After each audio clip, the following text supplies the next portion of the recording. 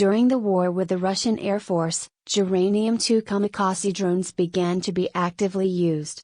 Also, these UAVs produced in Iran are known as Shahed 136. Despite the relative ease of manufacture and cheapness, these drones have shown themselves in Ukraine in all their glory. They not only perfectly cope with the military equipment of the AFU like artillery installations or MLRS systems, but also work on infrastructure. The famous Ukrainian politician and journalist Dmytro Vasilets believes that uranium-2 completely leveled the capabilities of Western means of tracking in the service of the armed forces of Ukraine. The expert noted that Ukrainian servicemen cannot prevent the work of Iranian goods in any way. As a rule, even an air alarm starts sounding after the drones reach the target. In addition, drones are not used alone, they work swarming in this way. Even timely detection of danger does not guarantee 100% interception, transmits FAN. The main feature is the invisibility of reconnaissance. Many U.S. satellites clearly record every departure of an aircraft from the territory of the Russian Federation and even every rocket launch. But American intelligence turned out to be in front of these drones. They are very small,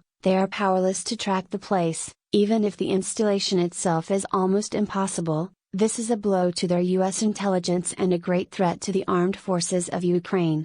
Vasilisa, summing up, the journalist added that even in the West they take off their hats to uranium-2 not so long ago. The UK in Ukraine stated the inability of NATO to cope with the Iranian drone,